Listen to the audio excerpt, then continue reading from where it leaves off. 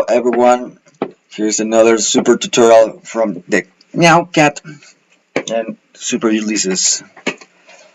And this time we're gonna explain really quick how to determine if your processor is somehow overloaded by any process, and we're gonna take a look at the memory. In this case, we're gonna try to do this to try to improve the performance on Ableton, right? So first tip that I have is when you have your groups and all that in the arrangement mode, you can see all this. But if you switch to the uh, the session view, right, you have the channels aligned vertically, right? So if you go here to options, and then there's a very interesting option here that I think you're gonna find really useful.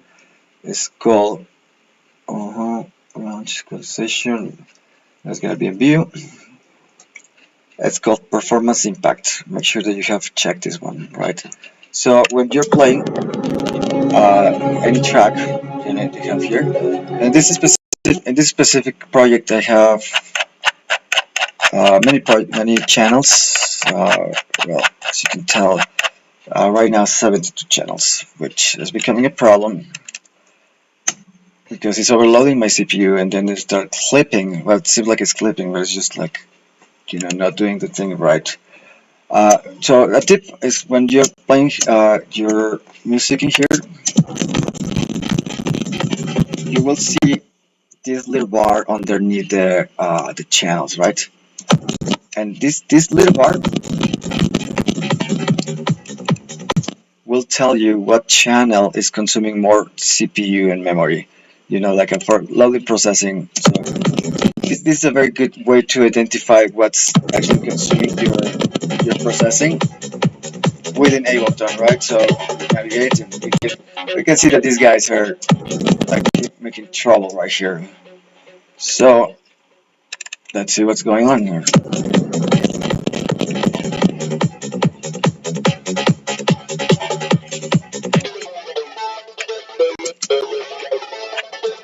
We can go find the VST and see what's happening.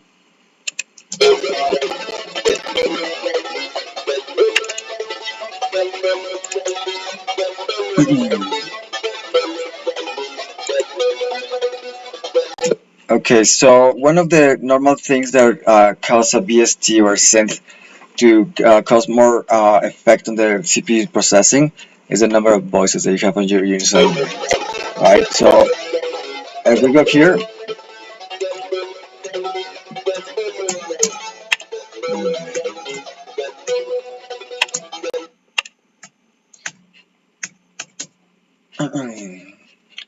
we can see the number of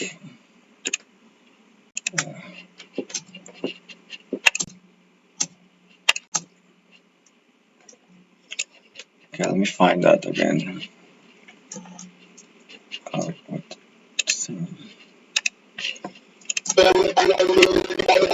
Right, okay.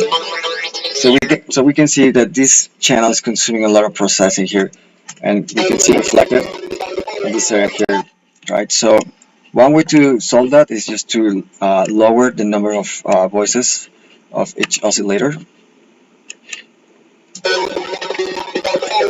Check it out. This is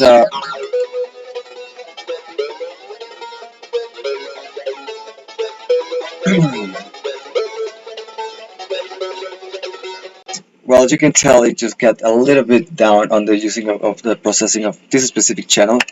I mean, not necessarily that it's fixing the whole problem, because there's many other options that are going on here. If we go to the matrix, we can see that there's a bunch of automation and stuff. So this is going to be still a problem. The best way to fix this is to flat the file, making a sample WAV file, export it, and just work with it as a sample.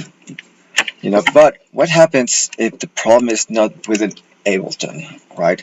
It's like, okay, everything is running fine here in Ableton, but it seems like the slowness is coming from from the operating system. And here, in this specific case, I'm running on Windows 11, which, by the way, I'm pretty happy with it. I'm a fan of Windows. So, anyways, You know, that's so this we still can see that there's some things going on here. After navigating the whole like navigation bar here, well, we can see that there are some channels that are still running, some things in the background, even though they are not necessarily active.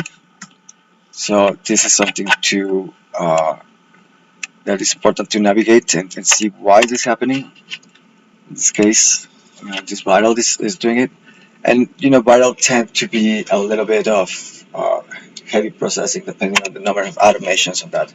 Well, anyways, let's just pass to the operating system area, right? So, uh, if you click on the oh, there we are. Like, okay, okay. Let me put this in here. Okay, much better. All right, so right here we have the taskbar. Right click, and then let's go to the taskbar here. Then say yes, so we can access it. Then we're gonna take a look at the processes that we have in here, right? Uh, uh, we're gonna take a quick look at the processes that we have here. So the way to navigate this is just here we have the CPU view. If you are not able to see the different cores on it, you can fix that by changing the graph to from the overall utilization to logical processors. I like the logical processor view because I can have a better idea of how each logical processor is doing. Normally they are pretty steady, you know, working at the same capacity, but also I like more speed. You know, right now we see that we're running like a between 43% of processing. You know, we're taking into account that we have Ableton and we have like some Edge and Filmora, which is the software that I'm recording this video and all that. Well, it's not necessarily too high right now. It's supposed to look at the memory. My computer has 16 gigabytes of RAM, which is pretty decent to run Ableton in the way that I do. I don't have complaints with that. So when it gets slow for whatever reason, then it's because something else is consuming the RAM memory normally, right? So in here we can see that we're running at 11.5 gigabytes of usage. It's actually a little high, not necessarily unusual, you know, taking into account all the things that I do here, but a good uh, workaround is just to close everything else that is going on. For example, I'm gonna come here and I'm gonna close uh, Microsoft Edge, my browser, which is a little slow responding now. Hello. Well,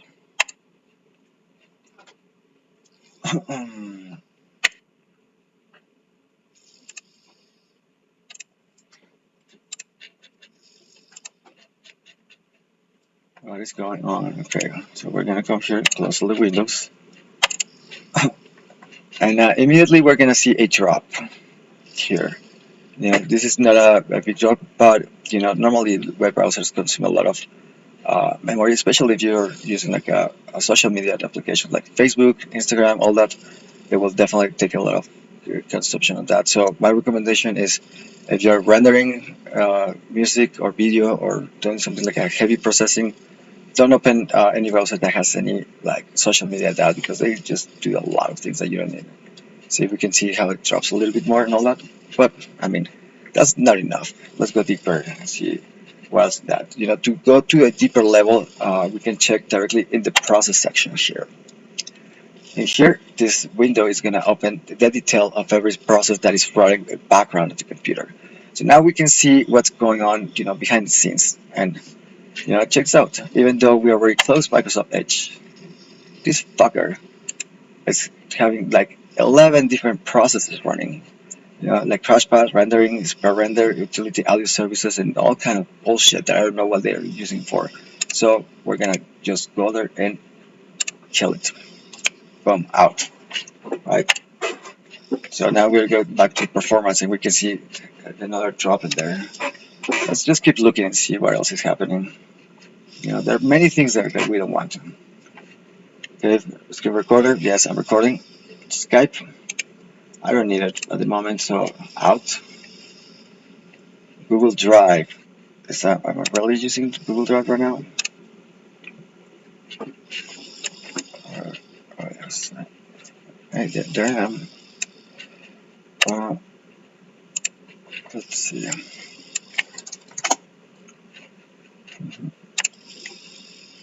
Google Drive seems to be active there, so I'm just gonna go for quit the application just to try to release some of the memory, and then we'll go to performance, and we're gonna keep that dropping. There are other things that are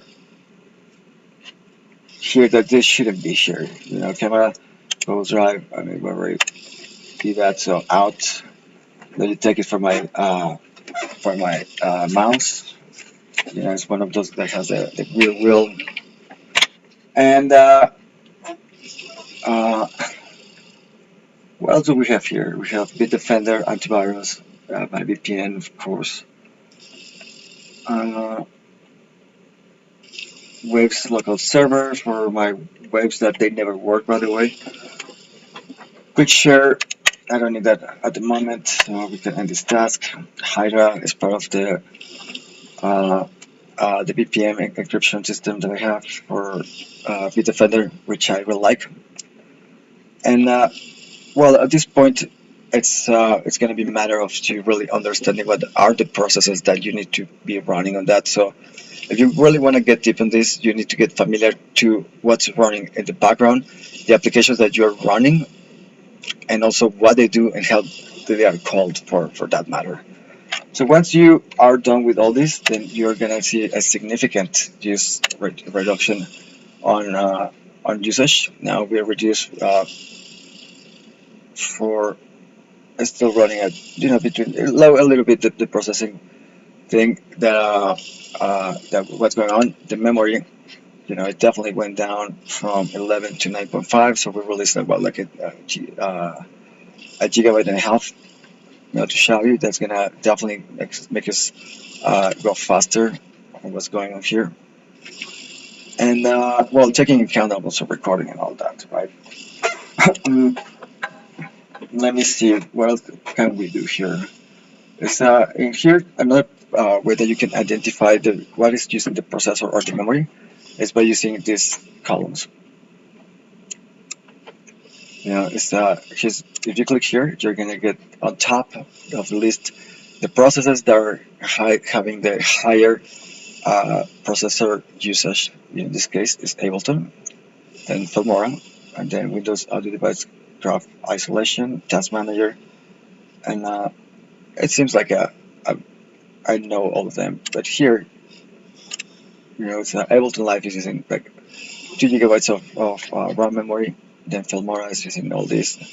So I mean, it doesn't look too bad to me, right? So at this point, we can say that we have done like pretty decent troubleshooting on cleaning up our processes. There are many other ways to go cleaner. I mean, I guess another suggestion that I will do is working on the startup applications. These are launched every time that you start your computer. So there are things here that they don't need to start with your computer. So you can just come, remove it from here, and then one start, meaning that they are not going to take the RAM memory, meaning that they are not going to take any of your processor, which is going to make it a little bit faster. And well, that's it, guys. I hope that you enjoyed this. Richie, chicken. Wait, hold on. Where is my? Hold on. There. Where I'm not on the camera. Oh, there. Man, man, man. Oh, look at this. Apparently, my talk was so boring that this guy is totally sleeping. Like seriously, deep is sleeping. No, and well, just the last. Uh, whether you like it or not, you're gonna listen to this.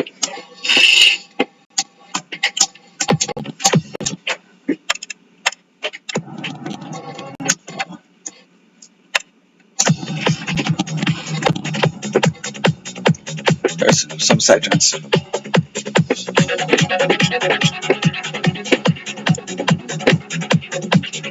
Oh no. Alright guys, well, that's all for today. Ciao.